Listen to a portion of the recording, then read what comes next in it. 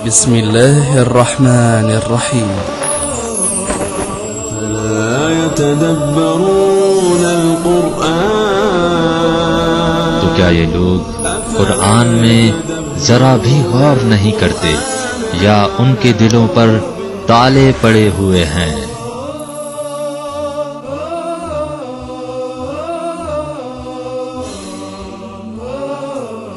سجدہ دیکھیے ایک بہت ہی عظیم ایک نعمت پروردگار ہے.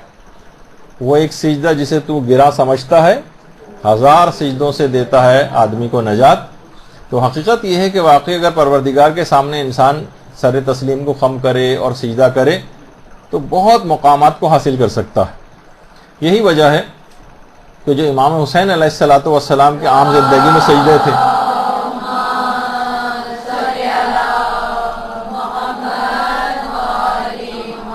اور خاص طور پر امام کا جو آخری سجدہ ہے وہ تو دین کو کیسی بقا دے گیا کہ سجدے میں سر کٹایا زمین پر، اور اس کے بعد وہی سر کس طرح سے نیزوں پہ بلند ہوئے گویا دین کو بھی اسی انداز سے بلند کیا گیا. دین نبی کی علاج ہے سجدہ حسین کا. تو بہرحال دیکھیے علماء یہ بیان فرماتے ہیں کہ قرآن میں نماز کے نام پر بھی کوئی سورہ نہیں، افعال نماز کے نام پر بھی کوئی سورہ نہیں، حتیٰ کہ ابھی آپ نے رکوع کا تذکرہ سنا، رکوع کے نام پر بھی کوئی سورہ نہیں. البتہ سجدے کے نام پر پورا سورہ سجدہ ہے. یہ ایک ایسی عبادت ہے جو اللہ کے علاوہ اور کسی کے لیے جائز نہیں. نہ رکوع تعظیمی جائز ہے اور نہ ہی سجدہ تعظیمی جائز. سجدہ تعظیمی کی بھی اجازت نہیں. سجدہ تعظیمی اگر طوالت کا خوف نہ ہوتا تو اس کے اندر مزید دلائل بھی ہم ذکر کر سکتے تھے کہ عام طور پر باقاعدہ لوگوں کا جو دیکھنے میں آ رہا ہے کہ غیر خدا کو بھی سجدے وغیرہ کرنے شروع کر دیں. دیکھیے جب بھی سجدے عام طور پر لوگ دلیل لاتے ہیں کس چیز سے، وہ آدم کو جو فرشتوں نے سجدہ کیا تھا. تو آغا سیستانی سے بھی بات پوچھی گئی کہ جو آدم کو جو فرشتوں نے سجدہ کیا تھا تو وہ بھی تو ایک سجدہ تھا، تو وہ کون سا سجدہ تھا پھر اگر غیر خدا کو سجدہ جائز نہیں؟ یا حضرت یوسف کو ان کے بھائی اور ان کے بھائیوں نے اور ان کے والد نے جو سجدہ کیا تھا اس کو کیا کہا جائے گا؟ تو آغا سیستانی کا باقاعدہ فتوے کا جواب یہ آیا کہ سجدہ تعظیمی بھی جائز نہیں ہے، اور آدم کو جو سجدہ تھا فرشتوں کا وہ آدم کو قبلہ قرار دیا گیا تھا. جیسے ہم خانہ کعبہ کو سجدہ نہیں کرتے ہیں بلکہ قبلہ اس کو پروردگار نے قرار دیے اس کو سجدہ کرتے ہیں. سجدہ پروردگار کو ہوتا ہے، رخ خانہ کعبہ کی طرف کیا جاتا ہے. تو آدم کی طرف رخ کروا کے پروردگار کو سجدہ کروایا گیا تھا. اس پہ خیر علماء کے پھر بہت ساری بحثیں ہیں الگ، لیکن آغا سیستانی کا جو نظریہ کہ آدم کو قبلہ قرار دیا گیا تھا. اور حضرت یوسف کے بھائیوں نے اور حضرت یوسف کے والد اور والدہ نے جو سجدہ کیا تھا حضرت یوسف کے سامنے، وہ بھی تعظیماً حضرت یوسف کو سجدہ نہیں تھا، سجدہ پروردگار عالم کو تھا. اور شکر پروردگار میں وہ سجدہ کیا گیا تھا کہ وہ بیٹا کہ جس کو اتنی مصیبتوں صعوبتوں کے بعد اتنے طویل عرصے کے بعد پروردگار نے کتنا عروج اس کو جو ہے عطا کیا کہ دنیاوی بادشاہت بھی اس کو دے دی. شکر پروردگار کا سجدہ تھا، وہ تعظیمی حضرت یوسف کو سجدہ نہیں تھا. تو بہرحال یہ ایسی چیز ہے کہ سب سے اہم مسئلہ بھی دیکھیے کائنات کا جو پہلا جھگڑا ہے نا وہ بھی سجدہ کرنے پر ہی ہوا ہے. اور امیر المومنین تو یہاں تک جملہ ارشاد فرماتے ہیں حضرت امیر المومنین علی ابن ابی طالب علیہ الصلوۃ والسلام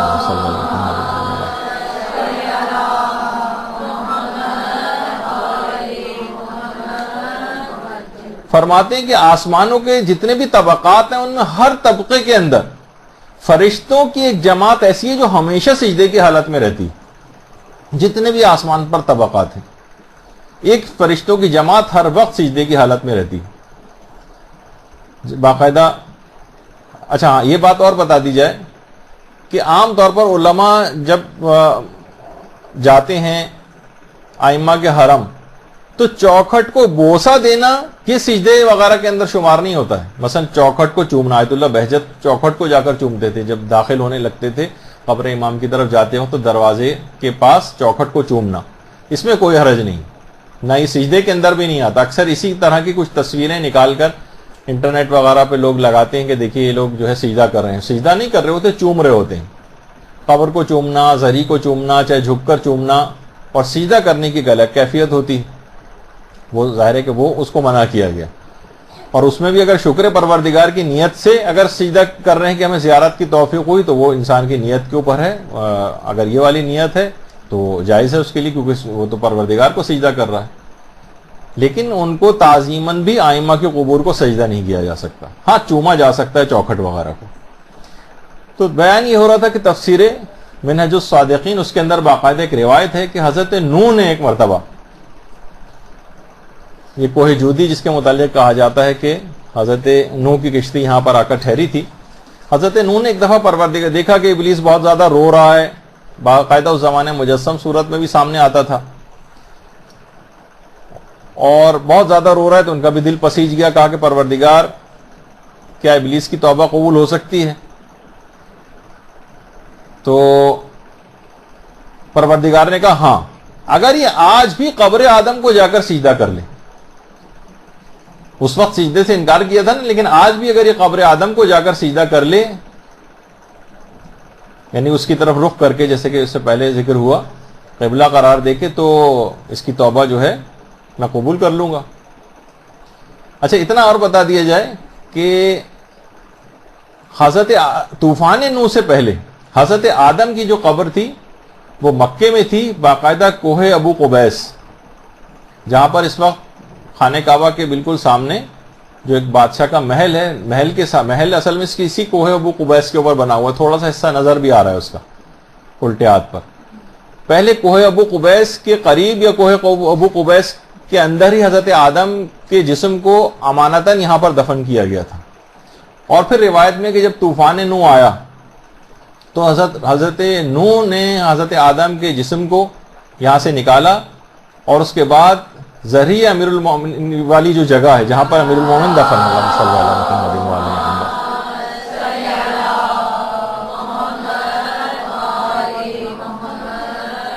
یہاں پر حضرت آدم اور حضرت نوح دونوں ذریعہ امیر المومنین کے اندر دفن. تو کہا کہ اگر آج بھی یہ قبر آدم کو جا کر سجدہ کر لے تو میں اس کی توبہ کو قبول کر لوں گا. حضرت نوح بڑے خوش آئے اور کہا کہ تمہاری توبہ قبول ہونے کا پیدا ہو گیا ایک ذریعہ. کہا کہ جب آدم زندہ سلامت میرے سامنے موجود تھے, میں نے اس وقت سجدہ نہ کیا, تو مرنے کے بعد کیسے ان کی قبر پہ جا کر سجدہ کروں گا؟ تو بہرحال یہ ایک الگ وہ رہی بات. تو سجدہ کرنے والا جو جھگڑا ہے, دیکھیے اس کے باوجود بھی اتنی زبردست اس کو ایک امید پیدا ہو چلی تھی, موقع سے فائدہ اٹھانا چاہتا تو شیطان کتنا فائدہ اٹھا سکتا تھا, لیکن پھر دوبارہ اس نے سجدے سے انکار کیا. جب یہ ہے کہ ابا واستکبر وکان من الکافرین, اس نے تکبر اختیار کیا اور کافروں میں سے ہو گیا. کہا تھا نا جب آدم کو سجدہ کرو تو سب نے سجدہ کیا سوائے آدم کی, اس نے تکبر کیا اور کافروں میں سے ہو گیا. اور یہی وجہ ہے کہ اسی سجدے سے ابو جہل کو بھی بہت زیادہ اذیت پہنچتی تھی کہ جب پیغمبر اسلام مسجد نبوی میں سجدے کیا کرتے تھے اور بڑے طولانی قسم کے سجدے کرتے تھے, تو ابو جہل جو ہے تل ملاتا رہتا تھا غصے سے. تفسیر نمونہ میں باقاعدہ روایت ہے کہ ابو جہل کہتا تھا کہ اگر میں نے پیغمبر کو سجدے کی حالت میں دیکھ لیا تو معاذ اللہ میں پیروں کے ذریعے ان کی گردن کو پیس دوں گا. یہ اس کے جملے تھے اس نابکار کے, یہ جملے کہتا تھا معاذ اللہ. تو ایک دفعہ پیغمبر اسلام مصروف نماز تھے کہ ابو جہل آیا اور اپنے ناپاک ارادے کی تکمیل کے لیے آیا. جیسے ہی قریب آیا اتنا زیادہ وحشت زدہ ہو کر واپس پلٹا, ایسا لگا کہ جیسے اس پر کوئی حملہ آور ہو گیا, اور وہ اپنے دفاع میں ہاتھ پاؤں چلا رہا تھا جو نظر نہیں آ رہے تھے. لوگوں نے پوچھا یہ تمہاری کیا حالت ہے ابو جہل, کیا ہوا تھا تمہیں؟ کہا کہ مجھے ایسا لگا کہ میرے اور محمد کے درمیان, درود بھیجیے محمد صلی اللہ علیہ وسلم,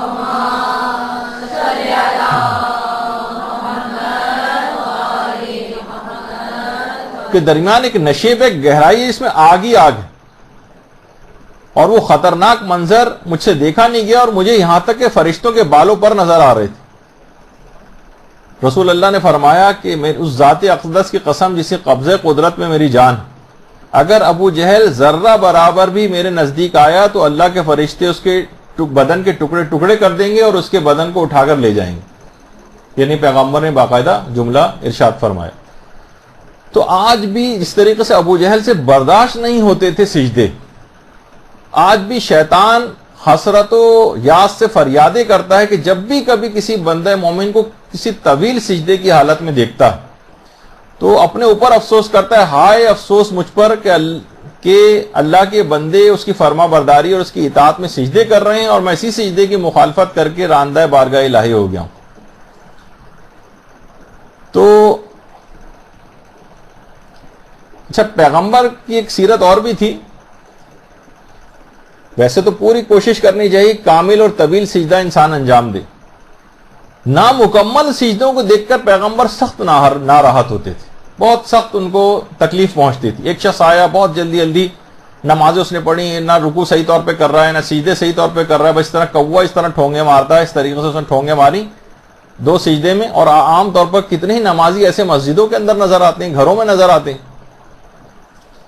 پیغمبر نے افسوس کیا کہ کہا کہ اگر یہ اسی حالت میں مر گیا اور اس نے اپنی نمازوں کو درست نہ کیا اور سجدوں کو کامل نہ بجا لایا تو یہ میرے دین پر نہیں مرے گا۔ یعنی رکوع اور سجدے کو صحیح طور پر بجا لانا اس کی بڑی اہمیت۔ اور دیکھیے انہی اعضائے سجدہ جو ہیں،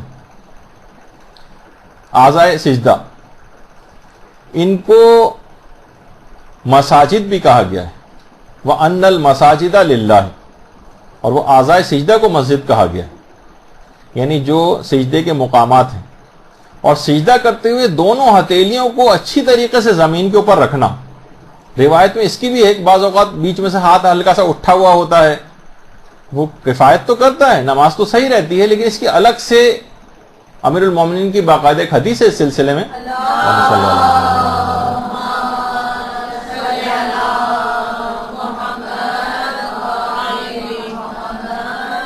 فرماتے ہیں کہ تم جب بھی کوئی سجدہ تم میں سے کوئی انجام دے تو اسے چاہیے کہ اپنی ہتھیلیوں کو زمین سے ملائے تاکہ قیامت کے دن ہتھکڑی اس سے ہٹا لی جائے۔ یعنی بہت سی چیزوں کے بہت فائدے ہیں، وہ آداب بھی جو آپ بتائے جاتے ہیں اس کے بڑے فائدے ہیں۔ تو ہتھیلیوں کو زمین سے لگانا، دیکھیے بہت سی اسلامی سزائیں ایسی، بعض اوقات یہ چیزیں بھی دیکھا کریں، اب تو شہادتوں کی تاریخ چل رہی ہے، ٹی وی میں ہر چیزیں آپ دیکھتی ہیں۔ چور کی انگلیوں کو کاٹنے کا حکم ہے، اس کے اندر بھی پورے ہاتھ کو نہیں کاٹا جاتا ہے، اس کا صرف انگلیاں کاٹی جاتی ہیں تاکہ وہ اس کا حق جو عبادت ہے وہ اس کے پاس رہے۔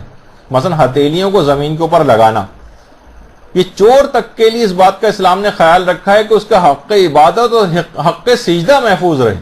ٹھیک ہے، اس نے گناہ کیا، اس کو سزا ملے گی، انگلیاں کاٹ دی جائیں، لیکن ہتھیلیاں اس کو زمین کے اوپر ہی رکھنا۔ ایک شخص آتا ہے پیغمبر کے پاس کہ یا رسول اللہ آپ سے درخواست ہے کہ خدا سے دعا کیجئے کہ وہ مجھے جنت میں داخل کر دے۔ پیغمبر نے فرمایا تم اللہم صلی علی محمد وعلی محمد،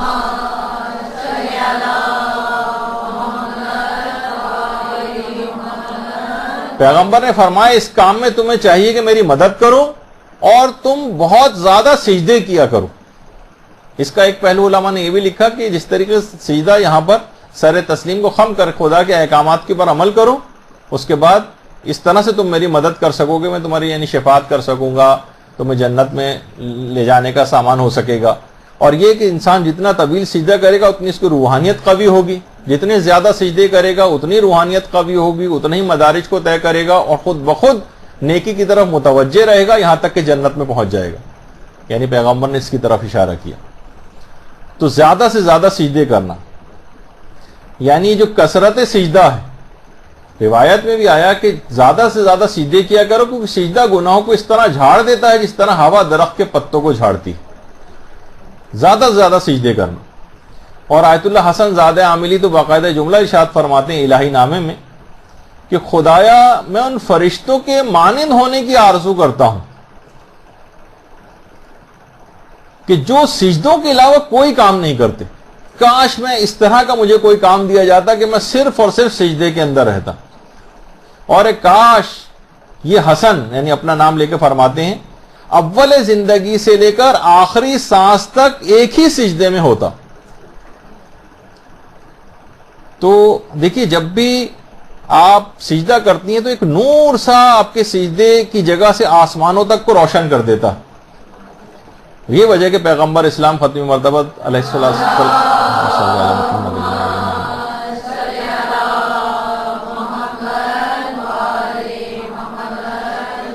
کہ وہ مومن کے جب زمین کے اوپر کوئی سجدہ کرتا ہے تو اس کا نور آسمان تک کو منور کر دیتا ہے. یعنی سجدہ وہ زمین پر کر رہا ہے اور نور آسمان تک منور ہو رہا ہے.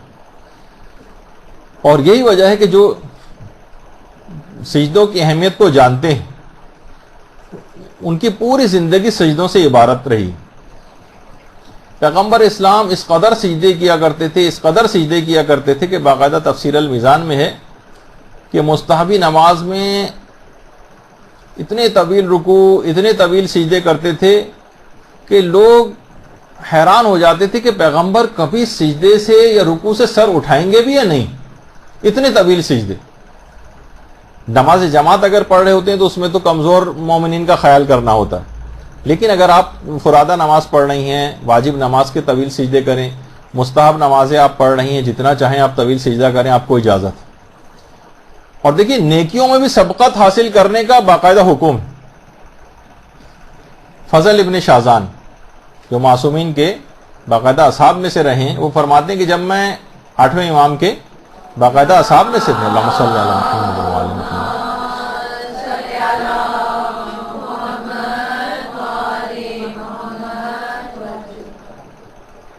کہتے ہیں کہ جب میں عراق گیا تو ایک مومن دوسرے مومن سے دوست سے کہہ رہا تھا کہ بھائی تم عیالدار ہو، گھر چلانے کا کام بھی تمہارے ذمے ہے، مجھے ڈر ہے کہ تم جتنے زیادہ سجدے کرتے ہو کہیں تمہاری آنکھوں کا نور ہی ختم نہ ہو جائے.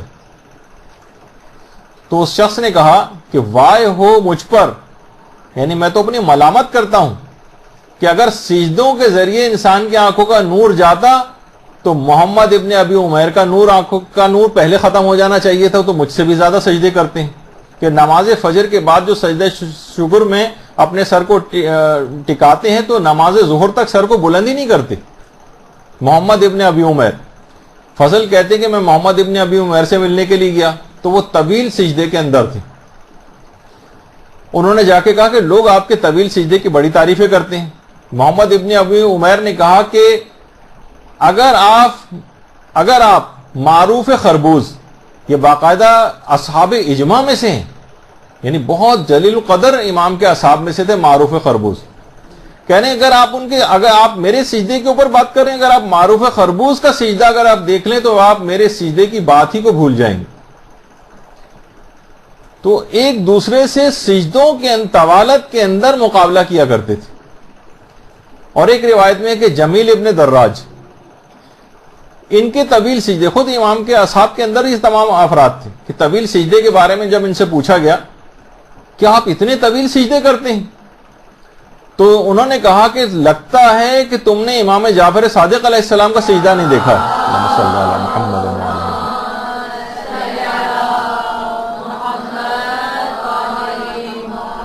اگر تم امام صادق کا سجدہ دیکھ لیتے تو ان کے مقابلے میں میرا سجدہ کچھ بھی طولانی نہیں جو کہ چھٹے امام سجدہ کیا کرتے تھے.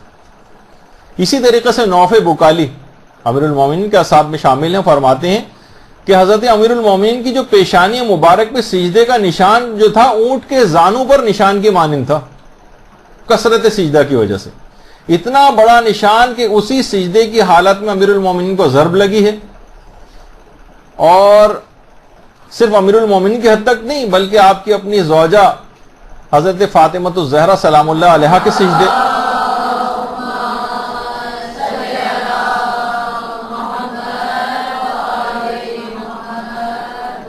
اسی طرح سے امام حسین اسی تیر جسم میں پیوست تھے اور اسی حالت میں سجدہ جو ہے انہوں نے انجام دیا. امام کو بھی دیکھیں شہادت بھی سجدے کی حالت میں. اور اسی طریقے سے اسی کثرت سجدہ کے باعث امام حسین کے جو اپنے لخت جگر تھے جو سید الساجدین کہلائے، اللہم صلی علی محمد و علی محمد.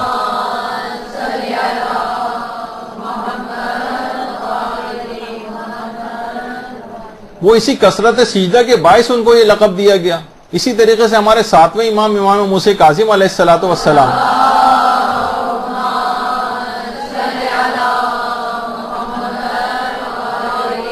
کہ جس زمانے میں بصرہ میں باقاعدہ زندان کے اندر قید تھے تو صبح سے جو سجدے کے اندر سر رکھتے تھے تو ظہر تک سر نہیں اٹھاتے تھے، اور ظہرین کے بعد سے لے کر اور پھر مغربین کی نماز تک سجدے کی حالت میں رہتے تھے.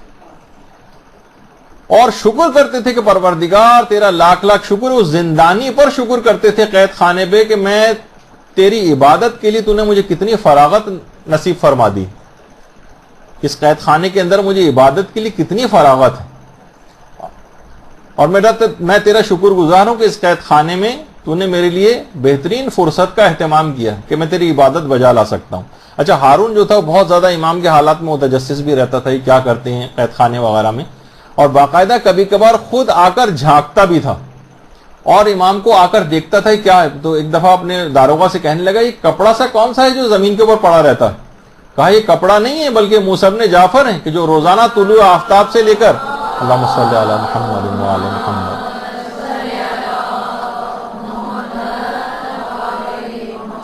کہ جو طلوع آفتاب سے لے کر اور نماز ظہر تک سجدے کی حالت میں رہتے ہیں. اور یہاں تک کہ روایت میں ملتا ہے کہ امام موسیٰ کاظم علیہ السلام اسی سجدے کی حالت میں دنیا سے رخصت ہوئے.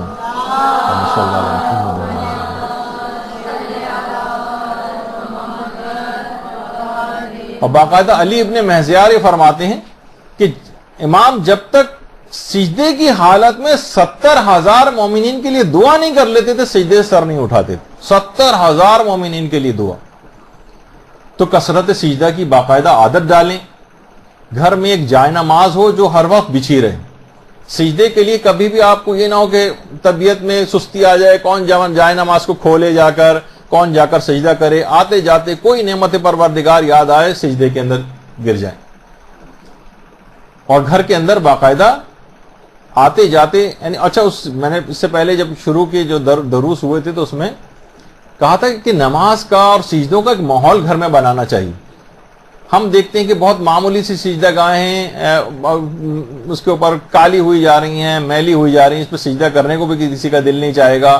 اسی طریقے سے جو جائے نمازیں ہیں, پھٹی ہوئی جائے نمازیں ہیں, میلی جائے نمازیں, اس کو نرم بنائیں, آرام دہ بنائیں, خوش زیبا بنائیں اس کو, اور اس کے اوپر خوشبو لگائیں. وہیں پر ایک پورا ایک ماحول ہو, قرآن وہیں پر رکھا ہو, دعاؤں کی کتابیں رکھی ہوں, اس کو باقاعدہ کھولنا نہ پڑے, ہر وقت بچھی رہے آپ کے سامنے, تاکہ آپ کا دل چاہے, بچوں کا دل چاہے کہ وہاں جائیں, سجدہ کریں, نمازیں پڑھنے کا ایک شوق بیدار ہو. لیکن ہم عام طور پر نہیں دیکھتے ہیں لپیٹ وپیٹ کے جس طریقے سے جا نمازیں اور جو سجدہ گاہیں ہیں وہ جس طرح سے رکھی جاتی ہیں, اس میں اہتمام نہیں کیا جاتا. اس پہ پیسہ خرچ کریں, باقاعدہ سجدہ گاہیں جو وہاں سے کربلا, وہاں سے مس شدہ لے کر آئیں, خوشبو لگا کے رکھیں, یعنی دل چاہے ان کے اوپر سجدہ کرنے کو. باقاعدہ اسرار الصلاۃ جو کہ آداب نماز کے نام سے بھی اب امام خمینی کتاب ہے, اس میں امام خمینی فرماتے ہیں اگر صحیح معنوں میں ایک حقیقی سجدہ انسان انجام دے لے, ایک, تو ساری عمر کے خسارے کا ازالہ ہو سکتا ہے صرف ایک سجدے سے. ہم اپنی پوری زندگی برباد نظر آتی ہے نا پچھلی, کہ کیا ہماری زندگی, کون سی ہماری عبادات, کیا ہم نے دین کے لیے کام کیا ہے. کہہ رہے ہیں ایک حقیقی سجدہ اگر کوئی شخص انجام دے لے پوری زندگی کے نقصان کا ازالہ کر سکتا, ساری عمر کا نقصان پورا ہو جائے گا. اور فرماتے ہیں ایک اس سجدے سے حق ہمیشہ اس کے ساتھ رہے گا, اور کبھی شیطان اس کے دائرے کے اندر قدم نہیں رکھ سکے گا اسے بہکانے کے لیے.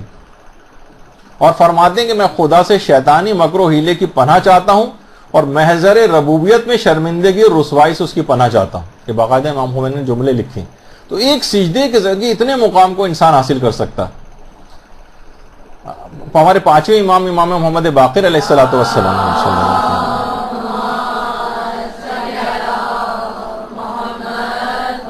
فرماتے تھے کہ میرے والد جب بھی کوئی رحمت ان کے اوپر آتی تھی سجدہ کرتے تھے, کوئی نعمت ملتی تھی سجدہ کرتے تھے, فوراً سجدہ شکر کرتے تھے. قرآن کی کوئی آیت پڑھتے تھے, آیت سجدہ آتی تھی, سجدہ کرتے تھے. جب آپ کی راہ میں کوئی ناخوشگوار حادثہ پیش آ جاتا تھا فوراً سجدہ کرتے تھے. کسی دشمن کے مکر و فریب کی کوئی اطلاع ملتی تھی فوراً سجدہ کرتے تھے. ہر نماز واجب کے بعد سجدہ شکر کرتے تھے. جب دو مومنوں کے درمیان صلح کرا دیتے تو شکر کا ایک سجدہ کرتے تھے. یہاں تک کہ اعضائے سجدہ پر نشانات پڑ گئے تھے. پانچویں امام فرماتے ہیں ہمارے چوتھے امام کے کہ نام لقب پڑ گیا تھا ان کا ذو الصفنات, کہ باقاعدہ شیخ صدوق نے جو روایت نقل کی پانچویں امام سے کہ میرے والد امام زین العابدین علیہ السلام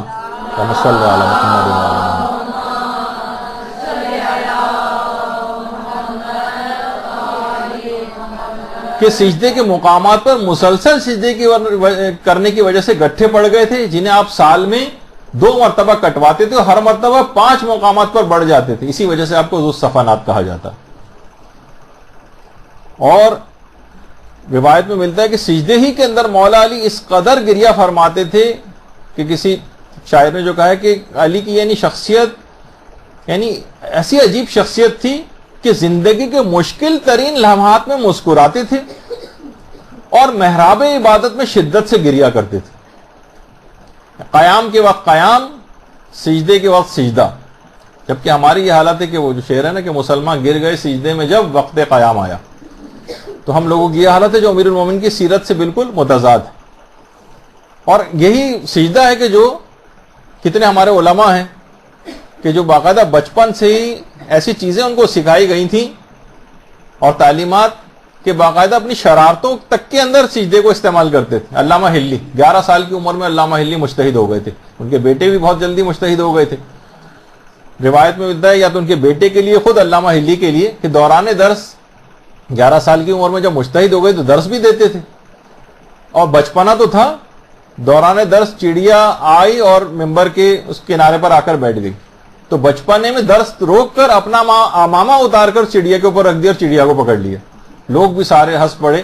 اور جب کبھی بھی شرارت کرتے تھے، بچپنا بھی ہوتا تھا اور باپ ان کے پیچھے بھاگتے تھے پکڑنے کے لیے، فوراً آیت سیدھا تلاوت کر دیتے تھے. باپ کو فوراً واجب ہوتا تھا کہ سیدھے میں چلے جائیں اور خود فرار اختیار کرتے تھے. تو بہرحال تو دیکھیے یہ جو طویل ترین سجدے ہیں یہ انسانوں کی روحانیت کو بڑھانے کے لیے بڑے مفید ہیں اور بڑے مجرب ہیں. علماء فرماتے ہیں بڑے کام کی چیز آج کل کے حوالے سے، جب انسان کسی بھی صورتحال میں بے بس ہو جائے اور کوئی تدبیر کارگر نہ رہے تو اس بے بسی کا علاج فقط سجدہ ہے. سجدے کے اندر چلا جائے. پروردگار میں تو بے بس ہوں لیکن تیرے کارخانے قدرت میں کوئی بے بسی نہیں، تو اس کا حل نکال سکتا ہے. بڑے سے بڑے مسئلے کا حل نکل سکتا ہے، جس کا کوئی حل نہ نکل رہا ہو سجدے میں چلے جائیے اور سجدے میں جا کر پروردگار سے دعا کریں، پروردگار اس دعا کو قبول کرے گا. روایت میں ملتا ہے کہ باقاعدہ پیغمبر اسلام کی سیرت بھی تھی کہ عبد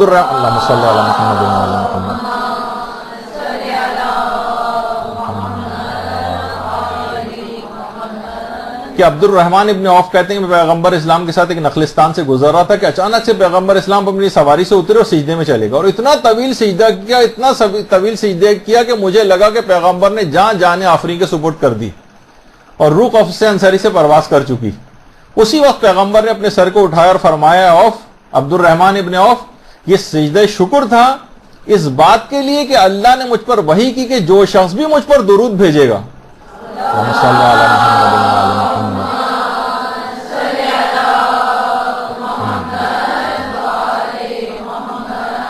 اللہ فرماتا ہے کہ وہ خود اس شخص کے اوپر درود بھیجے گا.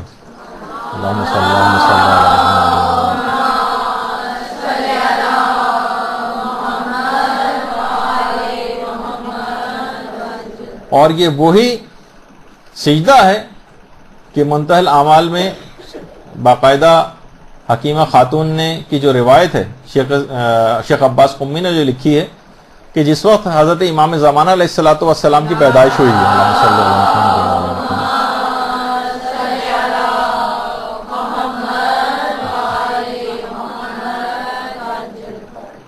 حضرت حکیمہ خاتون فرماتی ہیں کہ نرجس خاتون کا چہرہ نور میں ڈوبا ہوا تھا اور ایک عظیم الشان مولود سجدے کی حالت میں گھٹنوں کو زمین پر ٹکائے انگشت شہادت کو آسمان کی طرف بلند کیے ہوئے تھا اور خدا کی وحدانیت، رسول کی رسالت اور ائمہ کے نام لے لے کر ان کی امامت کی گواہی کو دے رہا تھا.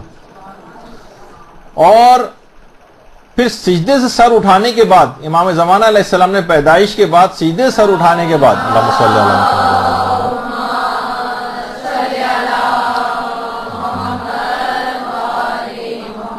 باقاعدہ سورہ آل عمران کی آیات بھی تلاوت کی. تو انسان سجدہ کر کے فرشتوں کی صف میں جا کھڑا ہوتا ہے اور سجدے سے انکار کر کے شیطان کی صف میں آ جاتا ہے. اور یہی وجہ ہے کہ آیت اللہ کشمیری جو بڑے عرفا میں جن کا شمار ہوتا ہے فرماتے ہیں شیطان کو بھگانے کا جو مجرب ترین عمل ہے وہ طویل سجدے سے بڑھ کر کوئی بھی نہیں. طویل سجدہ انسان انجام دے کسی بھی گناہ کے سلسلے میں اگر وہ بے بس ہو رہا، اور اصلاح قلب کے لیے اور اپنی باطن کی درستگی کے لیے، باطن ہمارا خراب ہوا جا رہا ہے نا، تو آیت اللہ جواد ملکی تبریزی جو امام خمینی کی عرفانیت کے استاد تھے باقاعدہ، وہ خود فرماتے ہیں کہ میرے اپنے استاد ملا حسین قلی حمدانی، ان سے جب باقاعدہ یہ چیز پوچھی گئی کہ آپ یہ بتائیے کہ کس طریقے سے ہم اپنے باطن کو درست کر سکتے ہیں اور اپنی قلب کی اصلاح کر سکتے ہیں، تو فرماتے تھے کہ ایک طولانی سجدہ کرو اور اس کے اندر ذکر یونسیہ لا الہ الا انت سبحانک انی کنت من الظالمین یہ پڑھو. اس پر اگر تم نے مداومت کر لی طویل سجدے میں جا کر ذکر یونسیہ پڑھنے کی، تو اس سے بہتر کوئی چیز ہے ہی نہیں اصلاح قلب کے لیے اور باطن کی درستگی کے لیے. جتنے بھی حجابات ظلمانیوں برطرف ہو جاتے ہیں، حتیٰ کہ انسان کی چشم برزخی کھل جاتی. جواد ملکی تبریزی فرماتے کہ میں نے عرفا کو ایک گھنٹے طویل سجدے کی حالت میں دیکھا ہے، اور خود فرماتے تھے کہ اگر کوشش کر کے 45 منٹ ورنہ 15 منٹ کا بھی اگر طویل سجدہ انسان کوشش کر کے انجام دے لے اور آہستہ آہستہ اپنی اس کیفیت کو بڑھائے تو بہت بڑے بڑے روحانی مقامات کو حاصل کر سکتا ہے. اور آغا ہاشم حداد جو کہ خود عرفہ کے اندر گزرے ہیں فرماتے تھے کہ سجدے کی حالت میں جا کر یا اللہ یا اللہ یا اللہ یا اتنا پڑھنا، یہاں تک کہ روایات میں بھی ائمہ کے لیے ملتا ہے کہ جب تک سانس نہ ٹوٹ جائے جب تک یا اللہ کا ورد کرتے رہیں. یہ بہت مجرب ہے. اسی طریقے سے یا رب یا رب یا رب کا ورد سجدے کے اندر، تو یہ روح کو قوی کرنے کے لیے گناہوں کے مقابلے میں بڑا مجرب عمل. اور کہا جاتا ہے کہ طولانی سجدے سے بڑھ کر خدا کا قرب حاصل کرنے کی جو سب سے چھوٹی راہ ہے، یعنی خدا کا قرب حاصل اور جلدی حاصل کرنے کی سب سے چھوٹی راہ طویل سجدہ ہے. اور پیغمبر فرماتے تھے کہ اگر تم چاہو کہ قیامت کے دن خدا تم کو میرے ساتھ محشور کرے تو خدا قہار کے حضور طولانی سجدے کیا کرو. یعنی پیغمبر اسلام کے ساتھ محشور پروردگار کرے گا طولانی سجدہ کرنے والوں. اور رکوع اور سجدے کے متعلق یہ بھی جملہ چھٹے امام نے ارشاد فرمایا کہ رکوع و سجدے کو طول دو،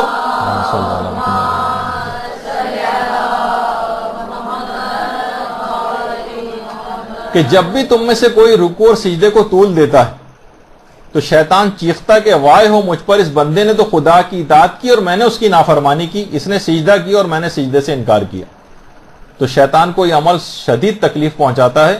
تو گھروں کے اندر کوشش کریں کہ اس قسم کی جانماز ہر وقت بچھی رہے کہ جہاں آپ کو بار بار سجدہ کرنے کی توفیق پروردگار آپ کو دی. اور طولانی سجدے کی بڑی تاکید آئی ہے. طولانی سجدہ اس کو جیسے کہ ہم نے پہلی نشست میں عرض کیا تھا کہ جو چیز آپ سنیں اس کے اوپر اسی دن سے جا کر عمل شروع کر دیں تو پھر آپ کو بہت زیادہ فائدہ وہ چیز پہنچائے گی. اور کتنے فائدے آج آپ نے سن لی، اتنے فائدے سننے کے بعد بھی آج ہی اگر جو جوش پیدا ہو رہا، آج سے ہی کام شروع نہیں ہوا تو چند دنوں بعد تو اور وہ جوش بھی ٹھنڈا پڑ جائے گا اور بھول جائیں گے کب اس کام کو شروع کریں گی.